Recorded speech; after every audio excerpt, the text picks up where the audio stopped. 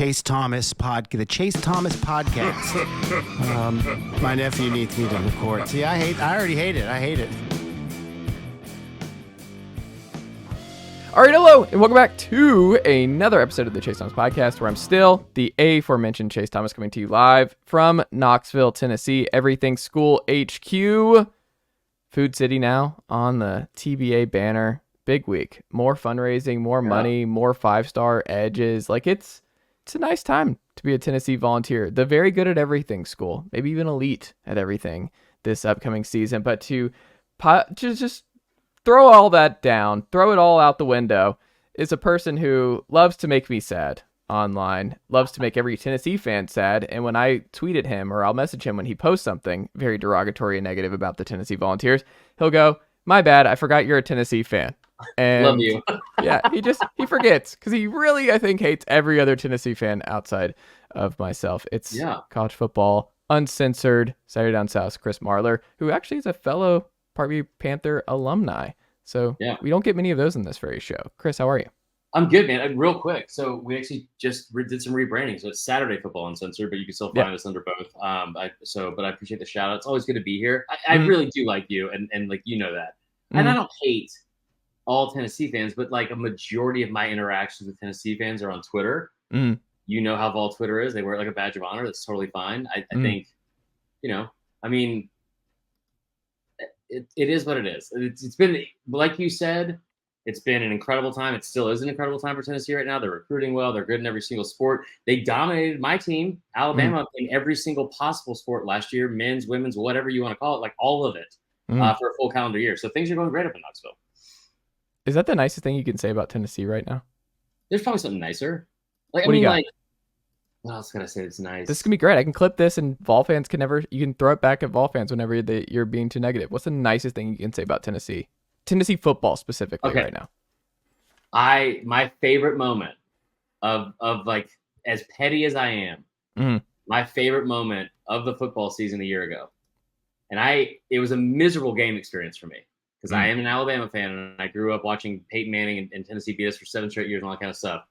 But whoever timed up perfectly the field storming, Josh Heupel's interview, and as soon as the last word left his mouth, the start of Dixieland Delight, one of the best moments, I think, for fans in college football history, at least recently, and one of the best troll jobs ever. I thought that was awesome. I thought it was awesome. And they did it in basketball too. I thought it was painful to listen to and watch. Because I don't know if Bama, like, when you, if you have a song with like a significant other and you guys break up, can we listen to that still? Like, I don't know if Bama's gonna be allowed to listen to Dixieland Delight anymore after last year.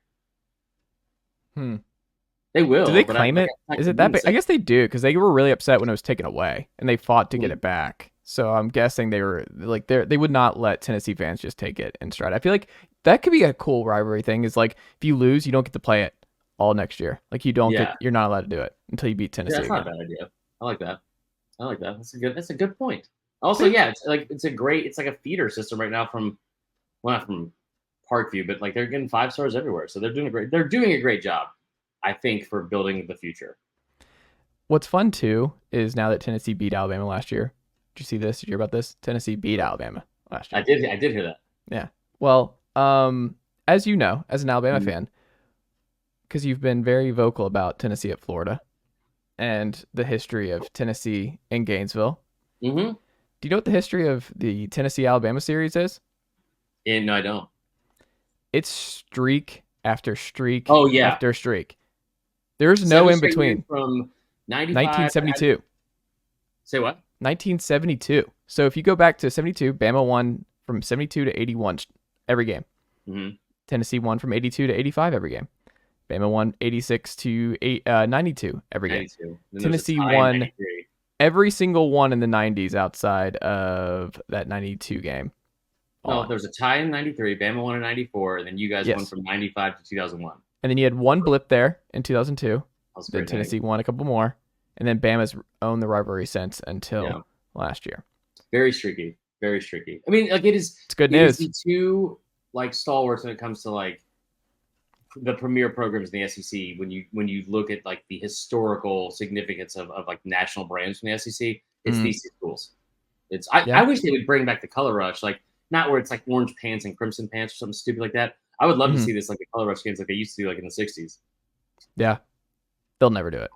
No, it won't. No. But it makes me excited because I do, like I've said in the pod, I think a lot of people, the common thing, and for a lot of people, I think your friend over there, Connor O'Gara, is it O'Gara? I always second guess it. I don't know if I know. I feel so bad. It's like he saved my phone as Connor OG. So I think it's O'Gara. I think it's O'Gara too, but I always want to say Gara. Okay, don't do that. I don't know why. I think it's O'Gara. But yeah. He and a lot of other people, I believe, like I listen to different people, the common wisdom is 9-3 and 10-2 being like what Tennessee does. And they were 10-2 last year. I just don't think that's realistic. I think they either build off what they did last year and Joe unlocks another dimension for this Tennessee offense. The defense is a little bit better. They were a top 20 rushing defense. If Joshua Joseph, James Pierce, they have a lot of talent on the edge. They have a lot of young talent. I think Keenan Pili's going to be really good. Aaron Carter's going to play a lot as a true freshman. I think there's a lot of talent in the front seven. I think the defense is going to be pretty good. But like if Dante Thornton is Jamison Williams for Tennessee, it's just a different kind of element. I think the passing game will be better. I love the trio at running back. And Joe's just different. Yes. Wow. Yeah. That's a scary thought for like any other team outside of Knoxville. Yeah. There's a path where like Dante Thornton plays a drive and then he sits and then they put Squirrel in at the slot the next drive. Like they could just alternate Dante Thornton and Squirrel White. And it's just what's scary is because I'm more, my thing about Tennessee is the title of that video I put out is misleading, admittedly. Like I don't think they're the most overrated team in the country. I do think that from interactions with their fans, that I think they're a year away from being elite. Like I don't know if they should be top 10 to start the year. I think they're a top 15 or top 20 team for sure. But you did lose a lot of pieces. We haven't seen Tennessee stack years at like a not even elite level, but like a very good level in quite some time. And that's that has nothing to do with Heupel. And like, you know, but we've seen them have talent like a lot. My dog says hello. We've seen them have talent a lot in the past. And like, you know, I've seen Tennessee start out 6-0 in years with like Dobbs or 5-0, whatever it was, and going to the Bama game, like, you know, top 10 ranking. We just haven't seen them stack years over year over next. I think next year they're scary. Like, and moving forward, they're going to recruit. See, this is the thing that people don't understand about Tennessee that are like younger than me. And I'm 37, so I grew up in the 90s. I watched Peyton Manning. I watched Philip Fulmer. Like that game against Florida was not only like it was the third week of the season, first SEC game of the year, and the winner of the SEC was decided that day, like just flat out. But what people forget is Tennessee is a national, not just a national power, but they are national footprint in terms of recruiting. Like they recruit the entire country. People like not just with Nico, like they recruit the state of California historically very well, and they'll get kids from all over the country. But that being said, I still think they're a year away, and they lose a lot. Then the offense will put up a ton of points because that's what Heupel will do always, and they've got talent there. But like the 9.5 wins is crazy to me because it's like you have Georgia and Bama baked into that schedule, and then you have no room for error. Like that seems crazy to me. I mean, they're beating Bama again. All right. Like they're beating Bama again. That was a game in the fourth quarter 2 years ago when Tennessee had nothing. Hendon Hooker was banged up. He lost like 4 teeth in that game. What was the final score? Doesn't matter. And they lost by 24. I mean, it wasn't a 24-point game in the beginning of the fourth. I don't disagree with you, but what I do love that I think that happens more than more for Alabama than any other team in the country is the almost losses that people come up with really factor into where like that program is headed. It's like, damn it, the dynasty is dead because of this. They almost lost this game. It's like, all right, well, they didn't. And like when you take a step Bama back, fans love that too, though, on the flip side, where they're like, look, they did the almost game. It's like we lost 2 games by combined like 4 points last year. That is true. They did. They were like, we were actually Nick Saban himself was like, I mean, if we're the betting favorites, I don't understand like that was the dumbest thing I've heard. To this, like, I don't know who was in charge of PR for him, but I was just like, who let him walk out in that December like championship weekend on Fox? Whoever did that's an idiot, and I hope they don't have a job. I don't care how that says. I know in this economy, I don't want to wish that on anybody, but I wish it on that guy. Listen, and the bottom line is this: maybe Bama beats Tennessee if they play him a second time. I don't want to play Tennessee again. That was a nightmare. Like, because here's the thing: you can look at it any certain way you want to. You could say that like the 17 penalties is an anomaly, or the pass interference thing still bothers me on 4th and 5. I know that there's people feel like there's missed calls on both, whatever. But the bottom line is this: all of those things happened. You still had a chance to win. You had a chance to at least run the clock out in regulation.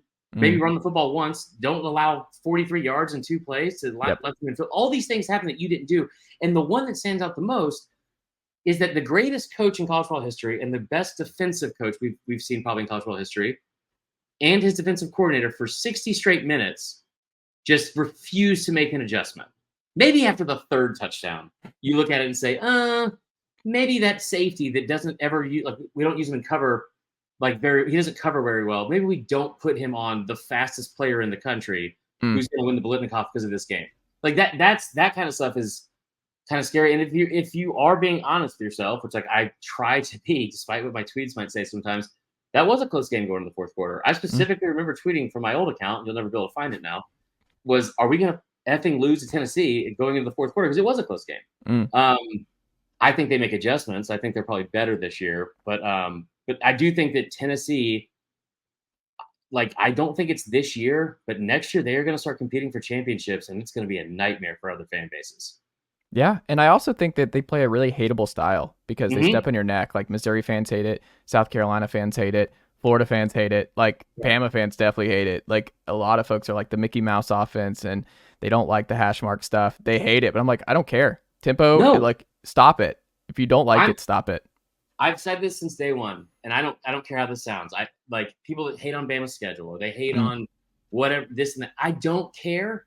I don't care if they play Mercer in week 13. I don't care if they play Middle Tennessee State in week 1. I want to win, and I want to win every game, and I want to win championships. I don't give a shit, excuse my language, if they play Penn State or a team like 11 Power 5 schools. I don't care. I don't care. I want to win football games, and I want to enjoy what I'm watching. And Tennessee does that. They've done that under Heupel, and it's really, really, you can say it's Mickey Mouse offense. That Mickey Mouse offense put up 63 points on Missouri. I remember looking through the numbers on this, the Hendon Hooker stats from that Bama game.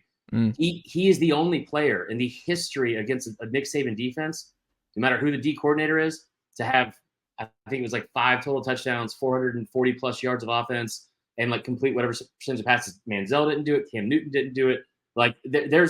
There's a very short list of quarterbacks who put up these ridiculous games. I think Chad Kelly was one of them. Probably Deshaun Watson, Cam Newton, because it used to take a historical performance. Johnny Manziel. That list, as you kept getting further and further into the stats, getting more touchdowns, more yards, it kept dwindling down to one person. That was Hendon Hooker.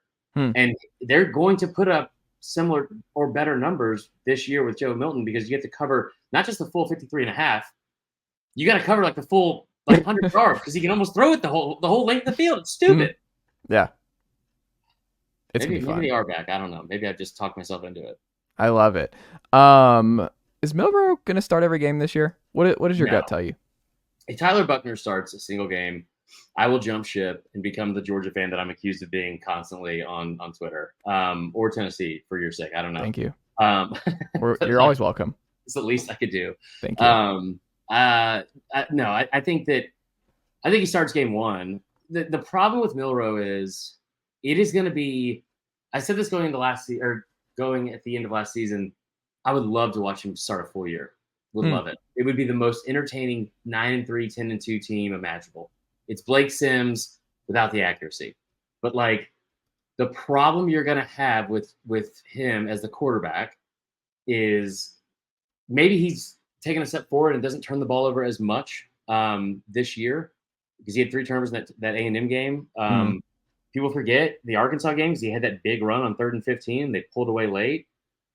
But he was 1 of 4 for 3 yards in the second half of that game through the air. And that was the offense was throwing the football. Well, now you got Tommy Rees. Things are cooking. I like Tommy Rees. I know that you guys are making fun of it, but I think he's gonna be good. He was the next guy in line to be the head coach at Notre Dame. That's fine, but you wanted a certain Washington offensive coordinator, Mr. Grubb. Also, I would have loved to have him for sure. Completely different offense, by the way. And we're walking down this. You know what I hate? And it's only Bama and Georgia now that can do this for whatever reason. I don't know if you've seen this, Chris, but the Alabama offense, and the Georgia offense, it doesn't matter if it's Bobo or Monk, and it doesn't matter if it's Reese or Kiffin or O'Brien. I'm like, no, it does. It does. This is insane. I can't believe we're just allowing this to happen. That there's no change. It's going to be the exact same. It's just they play that. They look same sheet, same call sheet, same everything. And the Bobo thing is mind blowing. Let me say this. Okay, if the guy from Washington, he turned down Bama, which does not happen a lot at that position, right? Yeah. I wouldn't have left if I don't know what his goals are. If his goal is to be a head coach, yeah. Do you want to leave Washington where you have all of that returning and already put up all of those numbers, and you have all that coming back to go down and get basically micromanaged for a redemption year where you're going to be like immediately the guy like put in front of the like put to the flames, your feet to the flames because Bama had a top 10 offense and defense last year in scoring and like for both sides of football, and fans hated both the coordinators, both of them. Like it's so stupid. The Bobo thing is spot on because that cracks me up. I think there's a significant drop off in points and yards per game from Bama. Like I think that like just from the standpoint alone of like there's gonna be a running clock, like numbers are going to naturally come down a little bit. Maybe not with offenses like Tennessee, but I think they're in a very small percentage of the country that's going to do that. But Tommy Rees's offense is they run the football 60% of their play calls in 2 to 3 seasons he was at Notre Dame. Bill O'Brien he threw the football on 50.4% of his play calls a year ago, which is by far the lowest they've ever had under Saban.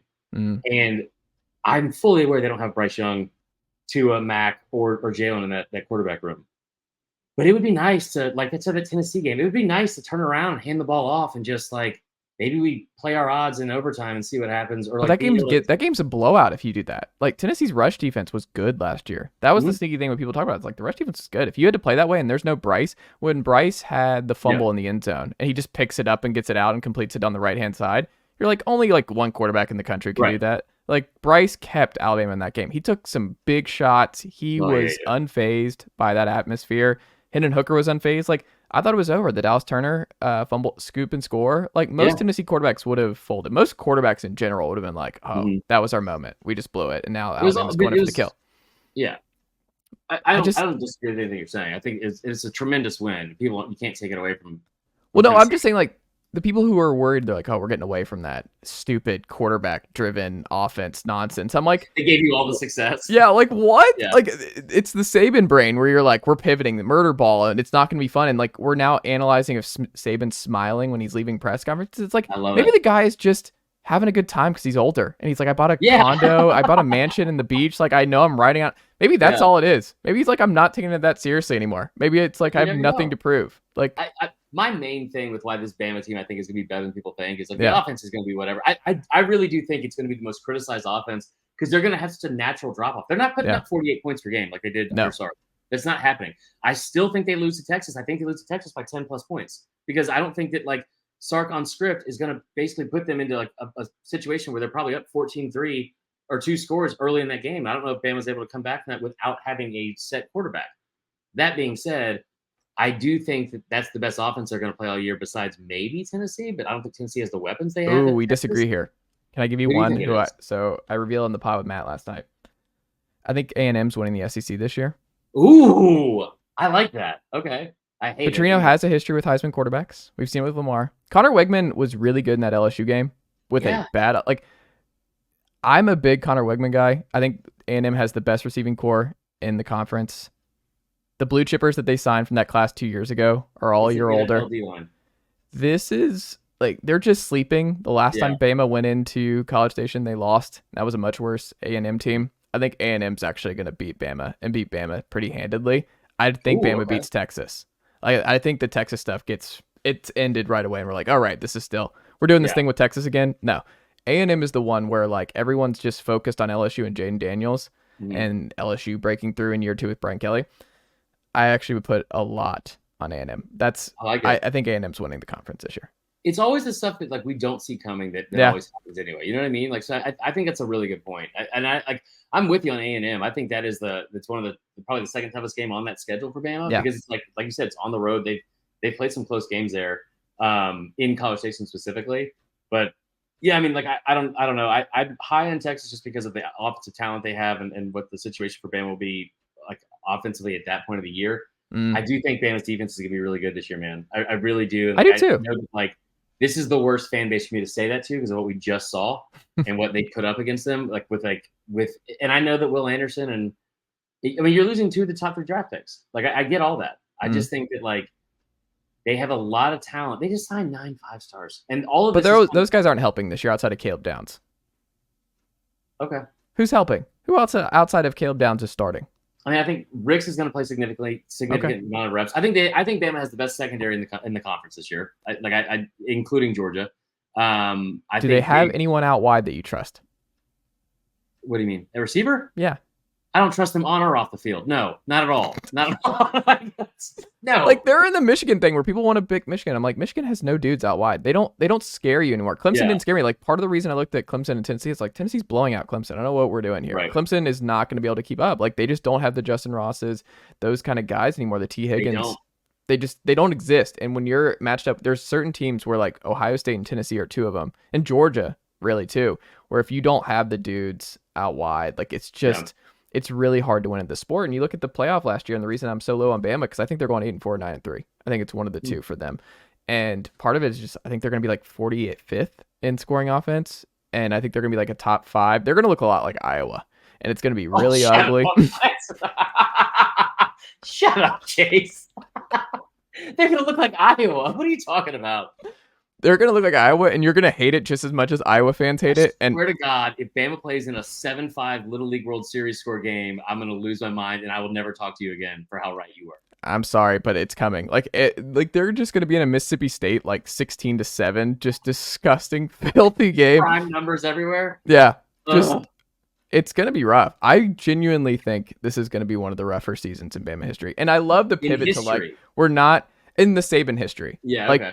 You look at it and you're just pivoting, and he's the only one who would be able to get away with this, where the fans are just like, yeah, awesome. We're going to go with a bad quarterback and run the football and not have anyone that scares you out wide. Perfect. Defense first. And then you look at the playoff and it's like, no, it's 5-star quarterbacks everywhere. Like, it's offense. It's through the air. They have 5-star quarterbacks on the roster, right? No. I'm saying like 5-star efficient, where the offense is built around them. They're throwing the football. They are able to do all these different things. Like, you need those kind of guys. Like, you look, Max Duggan did it all for TCU. JJ McCarthy, the reason they didn't get through, he wasn't a do-it-all guy for Michigan. They were still a ground and pound with Edwards and Corum. And then you look at Stetson. Stetson did a bunch. Like, he was extremely underrated. Big Stetson guy. Like, he did all kinds of stuff for them. I'm interested to see if Carson Beck does that. I think you need that more than ever, and this idea that you can get away with, even if you're Alabama, of subpar quarterback play and run the gauntlet and win a title. I don't think you can do it in today's college football. I just don't.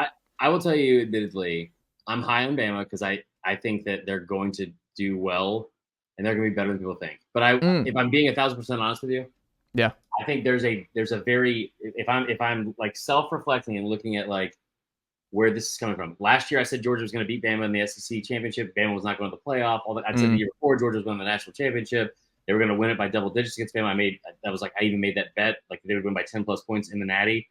I feel like there's a part of me that's admittedly regressing to the point of where I don't want this to end. So maybe I'm just clinging on to it.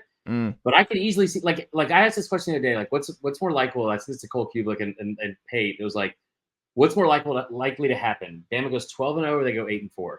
Because I think that if they get to 2 losses, they get to 4 losses. Yeah. Because I don't disagree. Because here's the nightmare, dude. If Bama loses to Texas, that's the earliest loss they've had in the Saban era. Let's not forget, they were like 4-0 in the 2007. UL Monroe. That was a tough one. Same amount of wins in the Saban era, though, as Tennessee, just so you know. But that being said, so like when you have you walked into that one, you deserved it. The 2000. Oh, now I've lost my train of thought. You're welcome. Oh my god. So, but I think that they're if they lose that game early, man, what if they lose A&M? And then it's like, okay, now you got to hope. Yeah. Now you got to win all your games in the SEC, and then you got to hope that you beat Georgia and still get help from the committee to get in with a 2-loss. Like that's the ceiling at that point, right? Or if you lose to Tennessee, the thing that can't happen for this team is that they get to November with 2 losses, because that hasn't happened before with them, where now you got to beat LSU at home, and then the nightmare upon all nightmares, you got to go to Jordan-Hare. There's a very real chance that Auburn's coming into that game with 5 straight wins because it's like Arkansas, Ole Miss, Mississippi State, and then like somebody like nobody, and I think like Vandy or some shit. Like if they beat Ole Miss, there's a very real chance they are 5-0 going into that game, or they've won 5 straight games going into that game. You want no part of that. If you're a 3-loss team for Alabama with nothing to play for, going into Jordan-Hare, I think there's a very slippery slope that they could lose 4 games. I don't think it'll happen, but I agree. I actually predicted 8-4. I think they're going 8-4 this year. Okay. Well, and you're gonna hate it. It's gonna be the most Iowa-ass season, and that's how it's the worst. All right, on that note, I have to go. All right, well, you hate it. Chris Marler, we can listen to you on Saturday.